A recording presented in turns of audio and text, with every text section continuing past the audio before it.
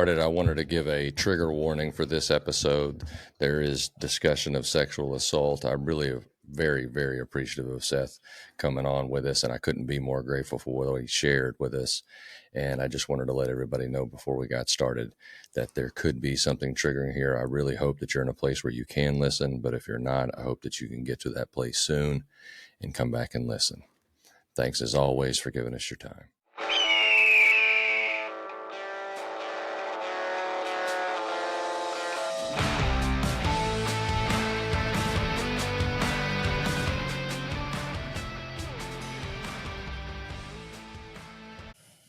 Welcome to my podcast, Guys Dealings with Feelings. Like every show, I'd like to start this episode out by letting you know that something you could do for me and others is to please like, share, subscribe, and follow wherever you're listening to us today. This is something that helps drive the message forward, and doing so could be something that changes somebody else's life. So if you could, on Spotify and Apple, you find us under Guys Dealing with Feelings, and on YouTube and Instagram at I2U Thrive. That's the letter I, the number 2, the letter U, and Thrive. And today we're going to have on a special guest. So happy and grateful to have Seth Gale on today. He's an Army combat veteran and child abuse survivor who has taken his hardships that life has handed him and turned them into what inspires his action today, which is being an inspirational speaker and author to be. I'll be putting Seth's Instagram handle in the description section of this episode so that you can follow his page for updates on him and his upcoming book. I'd really like to thank you for coming on today, Seth, and sharing your story. Excited to hear a little more about it, man. Yeah, thank you for having me on, and I appreciate you for letting me share my story, and everybody else who's going to listen and share it as well. Absolutely. So, just to dive in, man. So,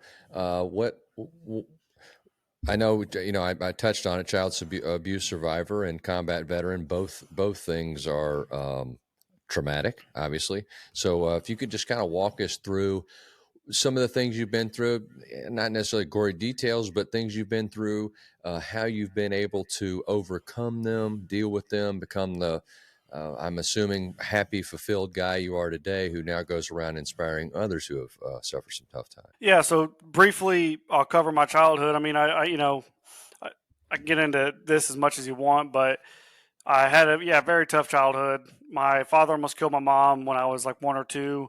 So he went away. So I grew up without my father. He was in prison for most of my childhood. I met him when I was like 7 or 8, maybe, and he was in prison. So I got to see him through the plexiglass on the phone, talking to him across the thing, So Wow.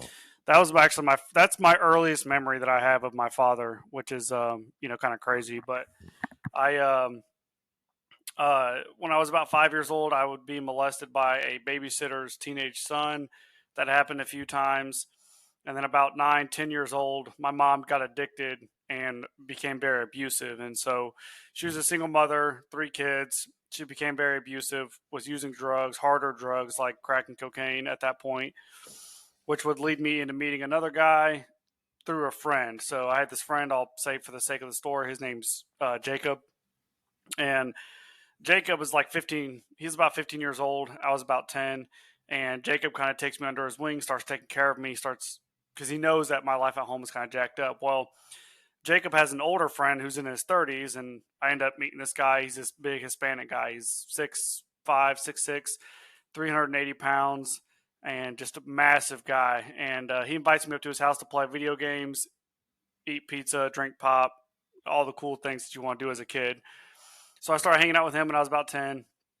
And I'd go to his house every weekend. And during the summer, I'd go up there for an entire week or 3, 4, 5 days at a time.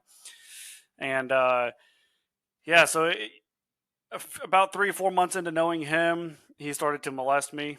And, he was in his 30s. I was 10 years old. He starts to molest me. And that basically progresses for the next 5.5 years of my life. Every single weekend, I would go to his house and be molested and sexually abused. And so that would eventually, lead down a terrible path I'll get into here in a second. But during that time, so Monday through Friday, I was at home with my mom, and my mom was addicted to drugs, like I said. So I was dealing with a lot of drug addicts and abusers in my house every single day. My bedroom in this house that I lived in had a 4 foot by 2 foot hole in the ceiling, so I could see straight into the attic above. There was the elements would come straight into my room, the cold air, the snow, the rain. I slept on this little thin little mattress, thin little blanket, wet the bed every night, and was just going through a range of emotions. Was seriously suicidal at the moment. Really wanted to kill myself and end it all, because Monday through Friday I was living in that hell of my mom's house, right? And then Friday night, Saturday night, I was being molested by this man, and I just couldn't. It was escaping one hell to go to another. And for me, it was just like this perpetual cycle that was never going to end. So around 12 years old, my mom got taken away from me. That was a very traumatic day. And, that day alone would take me an hour or two to explain.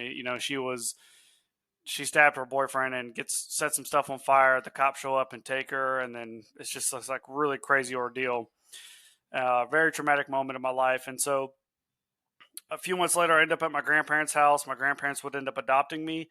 And around that time, I turned 13, was the first time that my sexual abuser eventually rapes me. So he rapes me about the time I was 13 years old.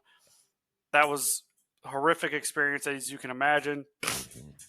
The worst part about that whole thing was I was so scared of telling everybody or telling anybody, because I was scared of having diseases. I was scared people were going to think I was gay. I was scared that somebody was going to make fun of me for doing these things that I had done with this old man.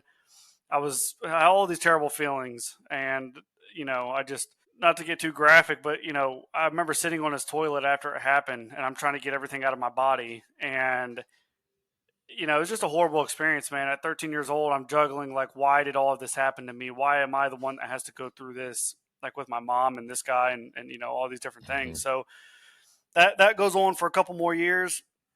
And about a month before I turned 16, I was at this guy's house again, and I'd been going to his house every weekend still. So at this point, we're talking 300-400 occasions of sexual abuse between a Friday night and a Saturday night for 5.5 years.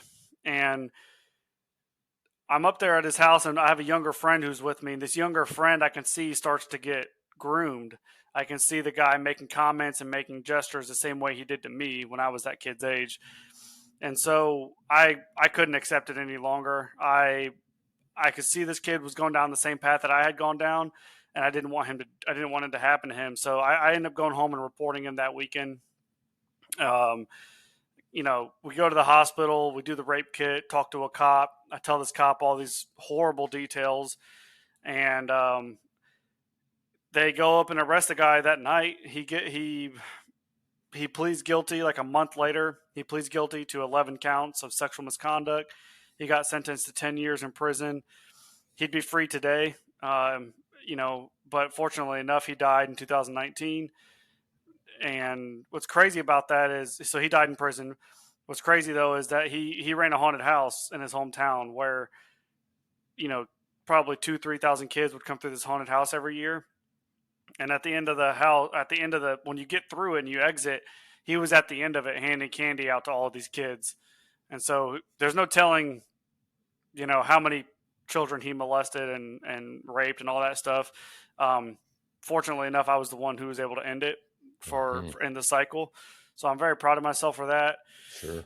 And there's a lot of details in there. Obviously, as a brief description, but when I reported him, that was the end of my childhood trauma experience. And I was a month away from being 16. So from 16 to 18, I pretty much just finished up high school. It was kind of rough finishing up high school, but I finished up high school, and then I joined the Army and served in the Army for 8 years, and then got out. 8 years.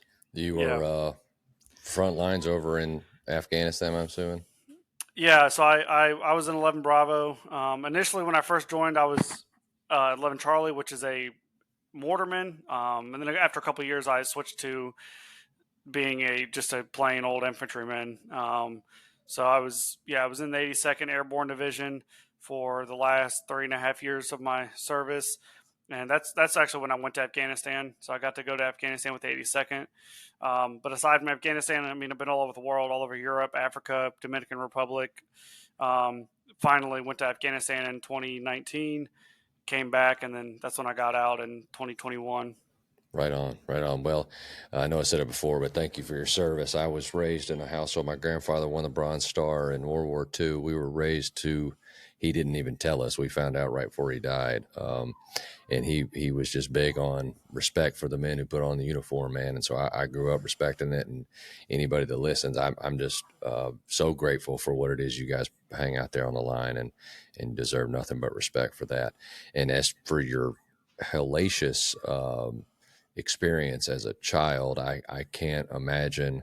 I think I talk a lot about not being a victim, not having a victim mentality, knowing that we can be victims of things. You clearly were a victim of some just god awful, horrific shit. And I'm so sorry you went through that, bro. But what I'm excited to share with everybody is I know there's people listening.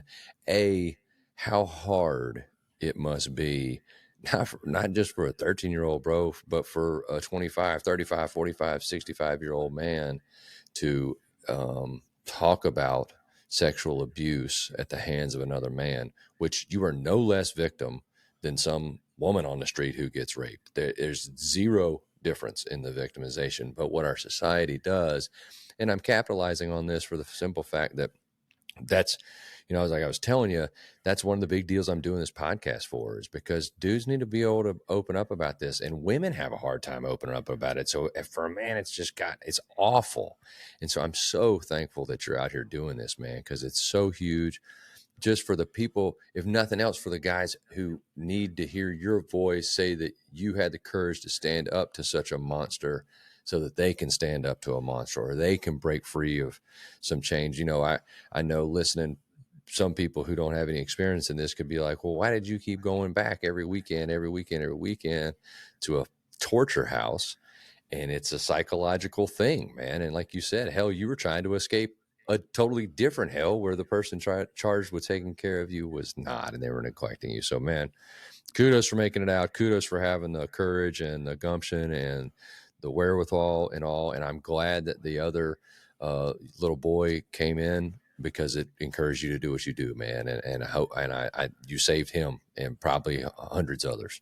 So, I'm so appreciative you were able to do that. So, all right. So we moved through Army and all that, and you get out of the Army, and I know this goes two ways, and again, not asking you to go too deep. You feel free to share whatever you want, but I'm not asking you to go too deep. But did the combat thing, was that a pro or a con in your life? Was that something that was invigorating and you love the camaraderie and the brotherhood and all that? Or is it something that really kind of messed you up and seeing some nasty shit and things like that? Yeah, so the Army was certainly the best thing, one of the best things that ever happened to me. It gave me some structure, leadership, men, camaraderie. It gave me things that I was missing in my life, right? And fortunately enough, I had a very easy deployment. Even though I was in the 82nd, an infantry guy, and my battalion had firefights and they had combat settings or combat days or whatever you want to call it. They were in firefights. Fortunately enough, I never went through any of that. I never had to kill anybody. I never had to pull the trigger down range. You experience some things that kind of mess with you emotionally being in a country like that. It's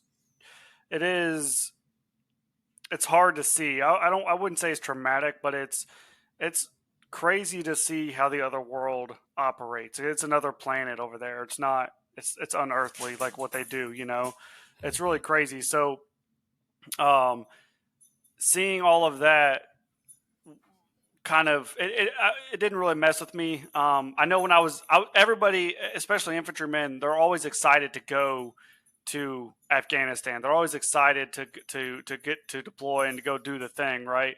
And I was too. And then when I got over there, my daughter was about a year old when I left, and so the whole time I was there, all I could think about was just getting back home to my wife and my daughter. I just didn't want to lose them. So fortunately enough, I didn't have a bad deployment, but I'm glad you brought that up, because truthfully, if I would have had a bad deployment, I don't think I would be here today. Like, I don't think I could have handled any more trauma. With what I'm doing now with my health, I think I'm capable of handling a little bit more. I probably got a little bit left in the tank if something happens. But at the time, man, like when I got back from Afghanistan, I knew I was going to get out of the army. And when you when you're getting out, you get this period of leave where you can pretty much kind of get ready for your civilian career. And that was the deepest part of my life that I've ever been in. Like my son was just born as well. And I remember holding my son at 1, 2, 3, 4 months old, and he just wouldn't stop crying. And then you have these bad thoughts, right? Like Hmm. you just have these bad thoughts, man. Like it's hard. And I thought about what I could do to him to make him stop crying, and then thankfully I never hurt my son. I never hurt either of my children, but I was going through some hard times, and I think that if I would have had a bad deployment where some of my buddies would have been killed, or if I would have had to kill people, I think that that would have been the final straw. I struggled a little bit on the deployment with my depression, um, but really when I got back, I mean, it hit me hard, and as soon as I got out of the army and I got into my civilian career, things were kind of hard for a minute, but then it all kind of just went away. I don't know, like my depression and the suicidal ideations just kind of went away. The stress of the army was definitely a big part of that in Okay. my adulthood. Gotcha.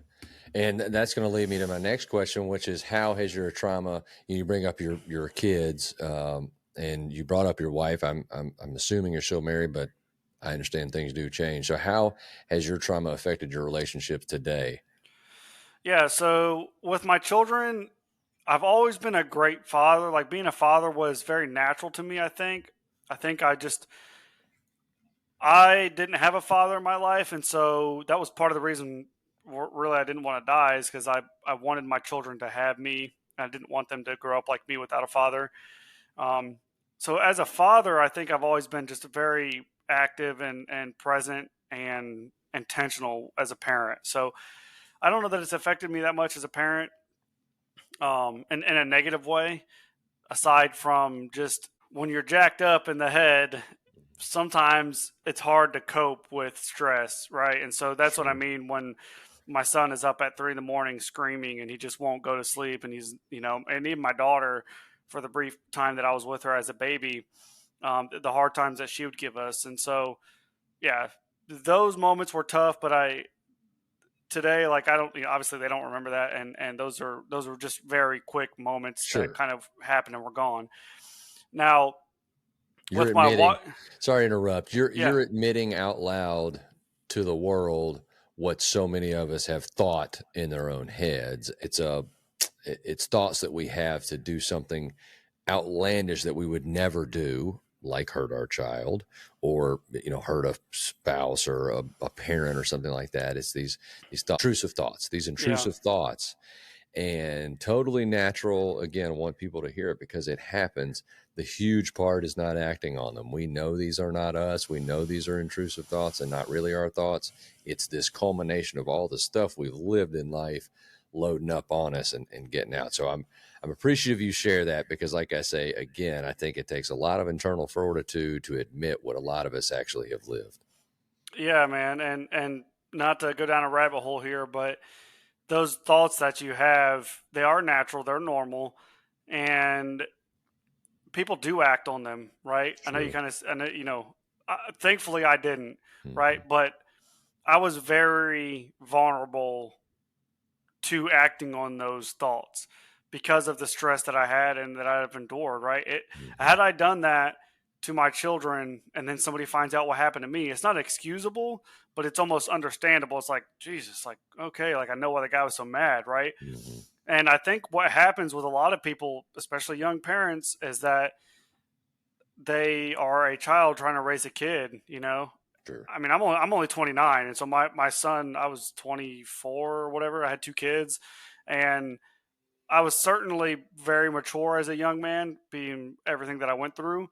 Hmm. But most people, when they're 20, 21, 22, trying to raise a kid, a lot of them, I think a lot of times what happens is they have those thoughts and they don't have a support system. They don't have somebody to help them. They don't have somebody to give them a break. And so I think that's why bad things happen to kids sometimes, and I'm Mhm. not excusing it. I'm just, Sure. if you've never been in that situation, it's hard to understand, how those things happen. So I digress, but um, yeah. So the intrusive thoughts are a thing, and they will get you. So you gotta, what. So to the relationship thing, to get back on that, my wife, she was there for me, and I remember being in that apartment before I got out of the army, and I was just, I kind of shut down and I was quiet and I was pacing and cleaning the apartment, and I couldn't really think. And she just kind of asked me one day, she's like, "Are you okay?" And I couldn't talk. And I remember going to the kitchen, and I just put my hands on the counter and I just fell apart. And she came up and gave me a hug, and I'm sitting there crying my eyes out because I was just so destroyed. Like I was just so like stressed out about getting out of the army, having two kids. What am I going to do in the civilian world?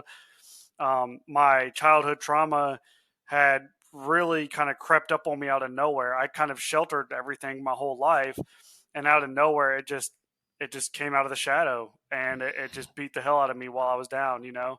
So my wife, me and my wife, we got married after knowing each other for about 6 months, and now we've been married for over 7 years. And we've had a pretty good marriage, but I'll tell you, man, there's been a lot of days where I have treated her like shit. And like a couple of small examples would be like when I went to Afghanistan, she would cry and be emotional while I was gone, and she always wanted to talk to me. And I just was like, look, I don't want to talk. Like I can't talk. I'm whatever. I don't have anything to say to you. And I would tell her like, I would tell her things like, "You married me. You knew that I was in the army. You knew the risk of this. This is not my fault. Like, don't come at me. You need to figure this shit out." And so I would take this. I had a victim mentality for a very long time, and Mhm. that's what that was. I was pushing all of my pain onto her, whereas I couldn't love her. I couldn't tell my wife that she was pretty. I couldn't tell her that I loved her. Couldn't give her a hug. Couldn't hold her hand in public. We certainly had our puppy dog phase for the first year or two, and then after that, really after I got back from Afghanistan, I I kind of exited that puppy dog phase, and I started treating her like shit. And I justified it by saying, "You knew that I was messed up," and she did. I told her before we got married, I was like, "Look, if you want to be with me, you got to understand, like, I've been through some shit, and Mhm. my brain don't work like everybody else's." And so Mhm. I use that as a crutch to treat her like shit. I Sure. could be a great father, I could be a great employee, a great soldier, all these, I could work out, do all these other things, but I couldn't go home and love my wife the way that I needed to. And that lasted for almost 7 full years of knowing my wife. And just this year, about 5 6 months ago, I met a guy. His name's George Hayworth, but he's a good dude, and he runs a podcast, and he runs like a men's coaching kind of program. And I met him, and after talking to him about him and his marriage and how he saved his marriage, I was talking to him about my situation, and that's when he brought all of those thoughts to me of like, so you pushed all this shit on your wife, and you think you're a man, like, but you can handle your business in all these other areas, but you can't go home and love your wife. He's like, that's what's wrong with you, Mhm. And he told me, if I have the ability to face all these hard times in my life, why can't I go home and love my wife? And so, and around to finally answer your question on the relationship thing, that's my marriage has been just was impacted so heavily, just trying to be affectionate with my wife has been the hardest thing that I've had to do. And in the last 6 months, I've really addressed it, and it feels amazing. Like me and my wife are Right. closer than we've ever been. Finally, after 7 years. Yeah. She's a soldier, huh? Yeah, I don't Yeah. deserve her. I'll tell you that. Yeah. I was about to say she's a true soldier, man. And I think behind every good man is a good partner. And it sounds like she is one, and she stuck it out with you. I'm sure the kids had a lot to do with that, wanting to be with the dad. And she knows you're a really good dude down deep, and just trying to get that. I'm glad she did get it. She stuck around with you, and because that gave you reason to find the inspiration that you found to really turn things around. And so, can you give us some examples of things you do and things that were broken that you've done XYZ process or use XYZ tool so we can give the listeners kind of an idea? Because I know there's a lot of guys out there with the victim mentality, just as you pointed out.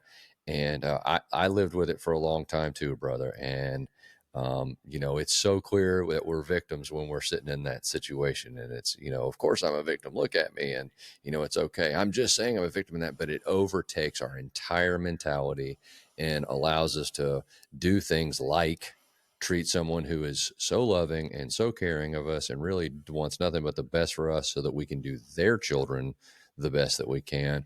So what tools have you learned? I'm assuming you're a coach, which, we all need a coach, has taught you. What are some of those things that you're doing? I would say the biggest thing is when I had to shift my mentality from not being a victim was, this is like a pretty cliche thing, but just owning situations.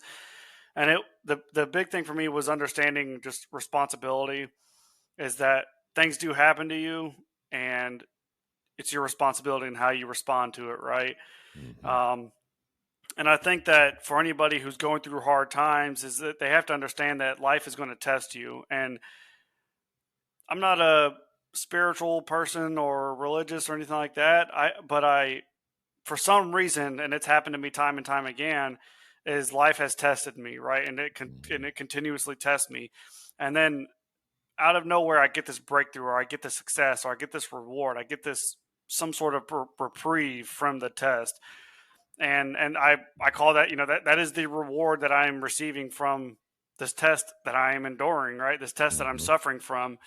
So a lot of it it's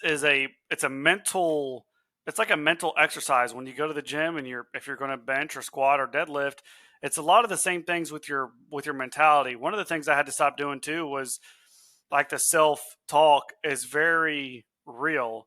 There's a couple ways you can look at this. I've heard it several ways, but when you talk to yourself, would you let somebody else talk to you like that? Or would you let somebody else talk to your daughter like that, or your wife like that? If you wouldn't, then don't say it to yourself. Mm-hmm. And I like to joke a lot. And so I'll say, well, I'm stupid, or I'm dumb, or yeah, I'm a dumbass, or whatever, right? Mm-hmm. And while it's funny, saying that repeatedly, and over and over and over again, it does actually take a toll on you, to where you're about to make a decision and you're like, that's kind of dumb. Like, that don't make any sense, and instead of just this confidence that you can exude instead, so that's a big one. The Sure. self-talk, as corny as that might sound, That's so true, bro. it It's is, so man. true. It's very, and I didn't realize that until I noticed how much I was putting doubt onto myself. And then I was like, man, I really do talk down to myself a lot. And how am I going to go out here and tell other people to be powerful and confident and make impacts in the world if I can't even say nice things about myself? It doesn't make any sense, So I had to stop doing that, and I still slip up from time to time. But Sure. really, the biggest thing that I've gotten from my past is I've recently founded the Impact Project, which the Impact Project is the 6 principles that I live by to try to make an impact on this world, and for myself and for other people, right? And so I'll cover those quickly for you. The 6 principles spell out impact, which are inspiration. I think inspiration is a really, really important piece to my life. As a young man, I found people that inspired me, like motivational speakers, storytellers. I read books that these people knew what I had been through, and so I found inspiration in them. But the most important part of that is when you have the opportunity to be that light for somebody else. For me, statistically speaking, nearly half of the population in the world has experienced what I have to some degree. That's almost 4 billion people. So, how many of those people can I impact? How many of those people can I be an inspiration for? Right. And it's humbling, man. When you go out and you tell your story and you get a room full of kids coming up to cry to you and hug you and hold you because you relate to them in a way that nobody else can, and you're able to inspire them in a way that nobody else has, that's a that's a crazy impact that you've just made on those kids. The next piece is mentality. I love the warrior mindset. I think a lot of times people get on shows and podcasts and they get on a pedestal and they just say, "Stop being a victim. Stop being a victim. Stop being a victim," and that's all that people talk about. Whereas we hardly ever talk about how do you move past that? How do you become the warrior?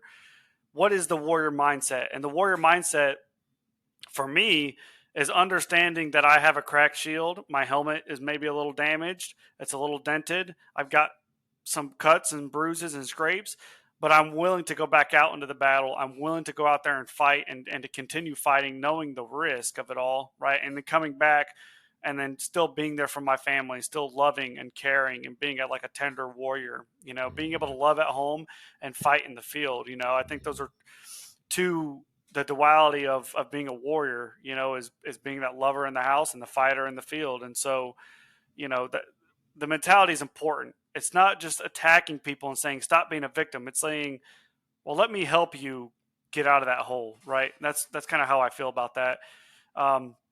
The P is perseverance. Perseverance. The definition of perseverance is continuing despite delay or difficulty. Right. So perseverance is understanding that you don't know when the reward is coming, understanding that you don't know when the pain is going to end. You don't know when the suffering is going to end.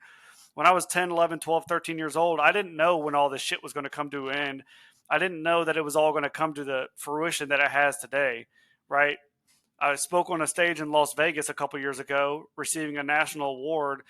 And at 13 years old, there's no way in hell you could have told me that I'd be there one day, right? Mm-hmm. The house and the cars that I have now, there's nothing that you could have told me at that age that I would have believed it, because I just did not see the end of it. But I continued to fight every single day. And I don't know how I did that at that time, but understanding it now is understanding the value and pushing forward, even though you can't see the success. You can't see the end. You can't see when it's going to end. You have to keep fighting. Mm-hmm. And right when you're ready to give up, I always say, when the water's too deep, the mud is too thick, or that wall is too high, as soon as you clear that next obstacle, there's the reward is right there. Mm-hmm. I'm telling you, like, I've sat in my car many times, like, I can't do this anymore.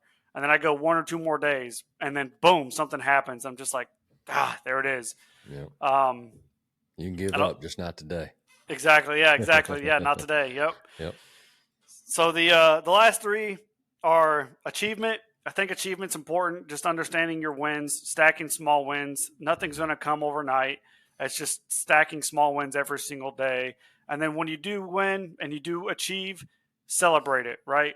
Don't bask in the celebration and the success. Don't get comfortable and complacent, but acknowledge your wins. Okay, if you don't ever acknowledge your wins, you're going to drive yourself crazy. You're just going to work your ass off for nothing, right? Mm-hmm. Acknowledge your wins and appreciate the process. Commitment is just committing to the 6 principles, right? Committing to this understanding of being inspiring and the mentality and pushing hard and pushing through and then achieving and celebrating, committing to the principles, committing to life, committing to this mission that is life and the things that we've got to do to get what we want in life. And then the T is tenacity. Being a tenacious person is by definition is unrelenting. As an unrelenting person, an unrelenting will to continue and to succeed and to provide. Being tenacious is just, it's unrelenting. It's not ever going to give up. I'm going to come at it 100% all day long, every single day. And that's hard, but mm-hmm. if you're able to commit to that, man, it does pay dividends, Sure. And if you want to be tenacious about the gym, great. But you also need to be tenacious about your mind, your marriage, your children. You need to be tenacious about all of those things that truly matter in life. 100%, man. I love the whole impact thing. Every piece. I love the acronym that it puts together, and what all the pieces are. I agree with all of them. They're all things that I may use a different word than you put on it. Celebrating ourselves like you say, not to be boisterous or cocky. And usually it's an internal celebration, but it's recognizing I'm talking about is recognizing what we've been able to do, because we get into these hard spots like you're talking about in your car where you want to give up and we need some damn fuel. And that fuel is, hey man, look at what I've done. Look what I've already stacked together, because we're always focusing on the stuff we're screwing up or the bad things or the blah, blah, blah. And to your point about, everybody talks about don't be a victim, and that's true, they do. And I think I have touched on it, that accountability, self reflection, reflecting, look in the mirror, hold yourself accountable, take inventory, do these things. And the more we sit around going, man, daggum, how long is this going to happen to you? The longer it's going to happen to you. And as soon as we can buck up and say, be tenacious and keep getting up, that's when things will start working for us. I love every bit of that, man. And there's a couple questions I got left that I had more, but the two that I really want to ask you, man, and it's something that we as a society are up against, and men in general. But because you've been amongst those who have been in combat, our first responders really face this a lot. I just face it as being a man, and I was raised by a woman. Like you, my father wasn't in the home growing up, and so I was raised by a woman, and I feel like I did not have the negative. My mom wasn't at home a lot, so I was by myself a lot, but she was working. She wasn't, in the home using drugs and bringing bad into the home. We always had a good home to come home to. And I'm so appreciative for that from my mom. But anyway, so I feel like I am a little more connected to my emotions than most guys who were raised in the traditional home where dad was there and he was like, be tough, don't cry, be tough, don't cry, be tough. So with all of that I've said, what I'm trying to get out is, how would you, or what would you say to men who and really this is all men, but we're going to talk about the ones who really wear it on their sleeve. And that's our first responders, our combat veterans, really any military people at all. They are, you guys go through, and, the military specifically, the United States for sure has done a good job understanding what it is in the human brain that they need to manipulate to get what it is that they want, which is a warrior. Whatever piece of the warrior you are in their huge warrior puzzle that makes up this massive machine that is our military, they train you to do that, and they manipulate your brain into doing that.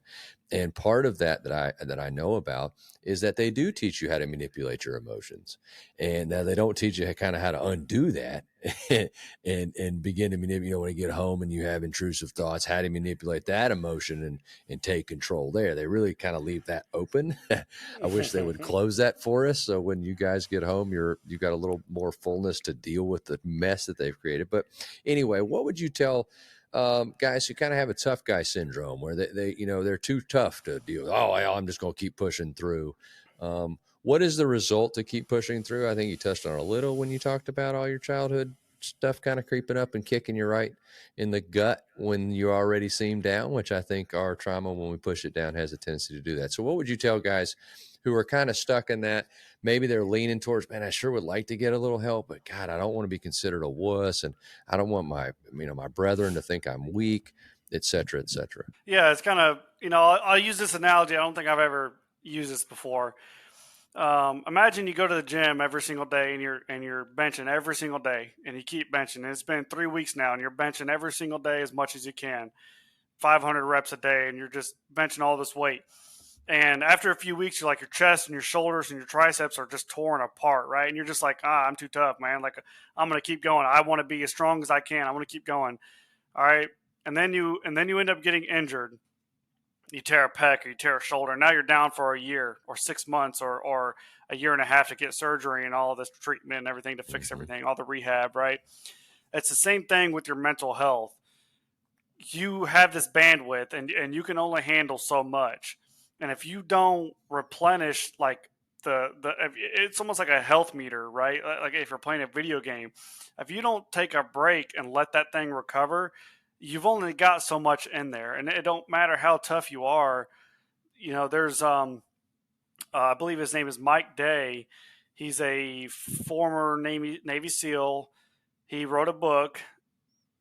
Man, I wish I could remember the name of it right now. but he walks into a building, and I think it was somewhere in the Middle East during a deployment, gets shot 22 times in the body, survives that, right? Survives that, goes home, writes this book, lives for 10, 15, 20 years post-military, and he just recently took his life a few years ago. And I don't know, Mike, I don't know the whole situation, but what I will say is, I don't know how much he was doing for himself in that time. Mm-hmm. And to think that what he went through, could it have been prevented? Could him being, taking his own life been prevented? I don't know. I don't know enough about him or his situation to speak entirely on it, but I think a lot of guys, that happens to a lot of guys, is that they go through this crazy event and they don't want to talk about it, and they don't want to heal from it. They don't want to overcome this thing that happened to them, and it's exhausting, man. Like you've got to give your mind a break. Now, specifically to first responders, military, and all that, if I see my buddy get killed in front of me, right now is not the time to process my emotions. Sure. Okay. The mission is always first. The mission always comes first. But when the mission is over, the objective is secured, whatever you want to call it, you're back at home. Okay. All right. Now the mission's off to the side. Let's take care of you now and heal and process what's going on. So there certainly is a time and a place to say toughen up. And then there's another time and a place to say, hey, you know what? Toughen up and open up. Yeah. Be tough enough to talk about your feelings. And for me to sit here and tell you that like I said, I was molested and raped by a grown man, and I could tell you some more horrific stories about that are just, you don't want to think about happening to you as a man. Sure. And I can tell those stories now, and it's fine. Like, does it make me a little uncomfortable? Maybe, but I'm able to heal from those things now, right? Yeah. It's relieving. As much as it is hard, at the end, you've got that relief, and a little more of you heals. Right. I think the first responders and military, and I think a lot of that toughen up mentality, and like, hey, not right now, and it may not be today, it may not be tomorrow, it may not be next week is the right time to talk about it, but eventually, sooner than later, you need to handle what just happened, right? If you're a first responder and something traumatic happens, you witness somebody dying, you need to talk about that. Like, hey, like, how did that make you feel? Okay. Are you having any bad thoughts? Are you thinking about suicide at all? You need to have those conversations, and there should be a dedicated time and place for those post mission, right?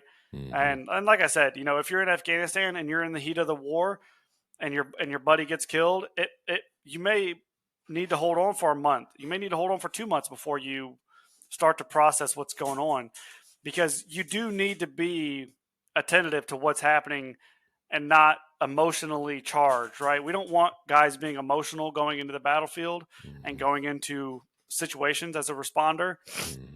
You don't want emotional responses. So you do want them to be logical about everything they're doing. But there certainly should be a time, either post-deployment or something, that you can sit down with no repercussion. And last thing I'll say about that is regarding repercussions, is that as a soldier, I know I could never tell anybody what was going on with me, because I would not have deployed. They wouldn't have deployed me. They would have put me in a hospital, took away my shoelaces, and been like, all right, this guy's got to go. He's not fit. He's not, so I say that I don't know if that would have happened, but I'm confident that would have happened. And even today, there are thoughts in my head that I cannot say out loud because they're taken so seriously, and they should be, but they should be in a healing manner. Like, if you have a soldier who's struggling and wants to commit suicide, if you got to put him in the hospital and take away his laces, that's fine, but help him heal and then get him back in the fight. Like, he wants to be back there with his boys.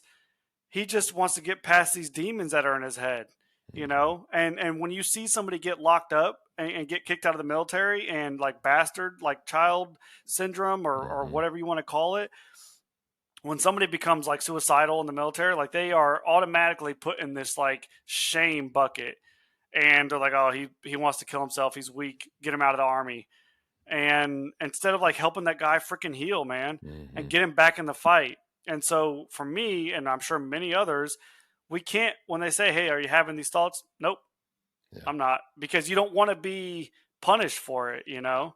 Mm-hmm. So, No, I get that, man. It's the, there are two parts to that. As the military guy, yes, they'll shun you. So it's they don't want you doing that. I don't think. I think is why they're not supporting. And as a long run, as a society, we've just after we've used you, we're done with you. And so once you've done your killing and dodged all the bullets you're going to dodge, hopefully you did, you come back and there's just nothing for you. And so the system doesn't support it. I get it. Roger that. The same goes for first responders. I mean, you think about one of the first things when one of these shootings happens, and I'm not starting a Second Amendment debate by any stretch of the imagination, but one of the first things you begin to hear people screaming is mental health background checks. Background checks, make sure you include mental health. All right, well, if a police officer comes off the street because his partner just caught one, and or they saw a parent murder their child in front of them, what just crazy shit these guys and gals go through. But if they say one thing about mental health, hell, society's already clamoring to take your gun away from you if you say mental health. The police department's going to have to do it. So what do? They bottle up, and then it builds and it builds, and that's all we've got is a broken emotional machine out there with the license to. So it's really tough. It's a tough scenario, and I get it for guys out there struggling, and I get where they're coming from. We as a society do need to focus more on helping um, all of our people, all the citizens in our country, but specifically the ones that we are kind of responsible for damaging in our first responders and our uh, military veterans. And just starting somewhere. And this leads to my final question, which is some of the things that you have in your routine. Every successful person has a solid routine, and some of the things that are in your routine that keep you it's self-care is what I call it, but keep you in this healthy mindset, continue to fill your tank up to take the hurdles and the obstacles that are going to continue to be thrown at you during life. What are those things that you do? I know you're into jiu-jitsu. You're a fit guy, so it looks like you're into working out. Those are monstrous with you said it, pushing through a set of push-ups or bench presses, or in a fight. I'm not I don't do jiu-jitsu. I wish that I had started sooner, and I need to start, but the mental piece that goes with that is, I think, way, way more valuable than the physical part that you're actually getting, which is crucial because our physical body, once we get it as healthy as it can, then it can process all these things more healthy with the chemicals, et cetera. So what are some of the things that you do and how you turn them into, so the control on, the third or fourth set, number 15, 16, you're pushing up heavy weights, that mind control, how does that relate to your everyday life where tough circumstance comes and you want to overcome it? yeah, I think for me personally, the physical things that we do create confidence and capability, right? I think if you have somebody, I mean, today it's very prevalent. We have a massive amount of parents and just even adults in general that are morbidly obese, right? Mm-hmm. And so, as a parent, for one, I could not imagine not being able to get on the floor and get back up, like with my children. I couldn't imagine my children being up the hill and not being able to run up there and save them if something happens. Mm-hmm. And that is a incredibly horrifying reality that is of the world today, right? When you are a morbidly obese person or extremely unfit or not, these things like uncapable of movement and taking care of yourself or taking care of others, um, there's an innate lack of confidence and responsibility that you have. Nobody's counting on you, first off, so there's your responsibilities gone, and then your confidence is out the window too because you just can't do things. Now, if you are able to move and you are able to do things, like when I walk into jiu-jitsu, I understand that my capabilities. I understand that I'm able to beat certain people and do certain things, and having that capability creates confidence in me, right? And because I work out, if I'm somewhere at work and somebody says, "Hey, can you help us move this? And you'll have 2 or 3 people trying to move something, and I'll walk over and grab it by myself, put it over my head, and stick it on the top shelf. It's like, guys, like, come on, it's not heavy, okay? And I'm not even exaggerating there. I mean, like, if you work out at all as an adult, you'll see it in the world around you. You will see that people struggle to pick up a gallon of milk, or people struggle to bend over and grab the paper towels that are on the bottom at the grocery store. Like, people struggle to do these things in their day-to-day life. And so how do you have any confidence? How do you have any like mental health in your life when you struggle to live? So being physically capable is one of the easiest tickets to becoming a mentally tough person. And I'll wrap that up by saying, last week, or not last weekend, but the weekend prior, I just ran 100 miles. It took me 38 hours, right? And I went out on this mile track, ran for 38 hours, and I covered 100 miles. And 40, 50 miles in, my right knee was hurting. My feet are blistered. I've got blisters on all of my toes, bottom of my feet. And I ran for 50 more miles. I finished the freaking race. And were you qualifying for something? No. I went out there because here's what I kind of tell people. Well, one, I wanted to do something that was I wanted to do the hardest thing that I could possibly think of doing. And running 100 miles is certainly the hardest thing I've ever done in my life. That's crazy. That shit was hard. That shit's crazy. Yeah. So that was insane for sure. But what I told myself when I was doing that race was I went through 15, almost 16 years of just horrific pain and suffering. So I am built for this. Like, I am built to endure. When you suffer, that creates endurance. Endurance creates character. Character produces hope. It is inspiring when you hear about the things that somebody has been through, and then to see how their life has turned out on the flip side. It's like, holy shit! Like, this guy right here, like, he freaking gets it. So that's why I went out and ran the race. And what I had to keep telling myself was 2 things. Was one, don't forget where you came from. Well, it's the same thing, but it's 2 ways of looking at this. Is don't forget where you came from, right? So when you're having bad days, don't forget where you came from. Don't forget all of the shit that you have overcome and all the things that you've accomplished. Don't forget about all of those hard things. Like, don't let this be the thing that gets you. That's what I tell myself, right? And that's what I told myself out there while I was running that race. It was like, I have been through harder shit than running in a freaking circle. Like, all it is one more step, one more mile, one more step, one more mile. That's all I kept doing. All I kept telling myself. And then when things are going really good for you, it's like, hey, well, listen, don't forget where you came from, right? And be aware that the highs are high and the lows are low. So when you hit those highs, yeah, it does feel good, but the lows are coming. It's the cycle of life. It is going to happen. So understanding that when things are great and they're the best they've ever been, there is a challenge coming soon. And when that challenge comes, are you going to be able to rebound from it? Can you bounce back again? So don't forget where you came from. You know that bad times are coming again, so just be ready for them when they do come. And I kept telling myself that. There'd be laps where I was running and hauling and I felt great. And then as soon as my knee or my feet would start hurting really bad again, I'm like, okay, but this is a cycle. We're going through it again. Give me 5-10 more miles and I'll be okay, So, yeah, man. That's huge. And, the last things you just touched on, gratitude, and on top of gratitude, you've got humility, and with both are crucial for our success. Being humble enough to know that just because we've accomplished something doesn't mean we've accomplished everything. And then the gratitude to be thankful for all the things that we have been able to accomplish and all the grace we've been given throughout life. And even though we are truly, like you, truly are victims in life, not holding a mentality, but being grateful for those experiences because they made you the man that you are today. So, Seth, I couldn't be more grateful for all the things you shared with us today. Lots of good things for people to hear. I think when men hear your story, they will be inspired and motivated to stop the cycle of pain and suffering and wallowing in their own kind of misery. And if you can come out and say, I'm not a victim, then anybody out here can do it. So I'm so appreciative of you coming on, man. Yeah, man, I appreciate you. Thank you. Yeah, buddy.